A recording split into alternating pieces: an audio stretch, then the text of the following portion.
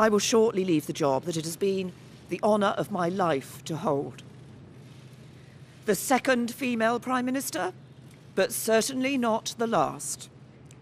I do so with no ill will, but with enormous and enduring gratitude to have had the opportunity to serve the country I love.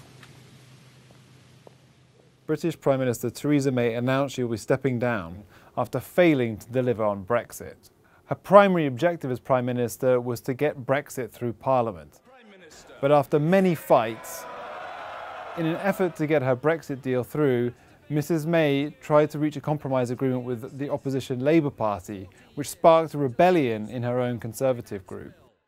Many of her own members of Parliament were aghast when she offered the prospect of potentially holding a second Brexit referendum, which could have cancelled the project altogether. I have done everything I can to convince MPs to back that deal. Sadly, I have not been able to do so. Now Mrs May's departure makes things even more complicated for the United Kingdom. So where do we go from here?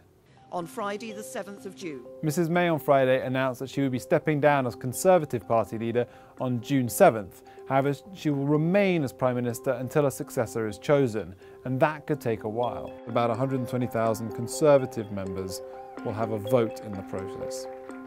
In the meantime, she will host Donald Trump, who is due to visit the UK on the week beginning the 3rd of June. Behind the scenes, the succession race has already been going on for months, and observers say there is a clear front-runner. I want a better deal for the people of this country. Yep, Eurosceptic Boris Johnson. He faces competition from former government minister Andrea Leadsom, amongst others. Mr Johnson is a long-term Brexit cheerleader who favours what many call a hard Brexit. He has spoke previously in favour of potentially leaving the EU without a deal to smooth the divorce process, something that critics say could cause huge economic harm to the UK. So what does it mean for Brexit? Whoever takes over from Mrs May will face many of the same problems that dogged her during her tenure.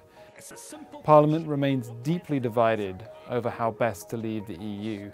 Meanwhile, Mrs May's deal that took many months to negotiate with the EU is unlikely to be completely scrapped and will form the basis of any future discussion with the trade bloc. Then there is the issue of timing. The UK is due to leave the EU on October 31st, which leaves any new Prime Minister very little time to go back to Brussels to negotiate changes to that deal. Investors have been worrying about Theresa May's resignation for several weeks, sending the pound down against the dollar.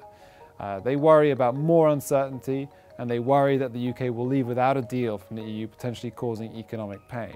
Businesses are also frustrated because it is still not clear to them how or when the UK will actually leave the EU. Prospects of an orderly separation right now look dimmer than ever.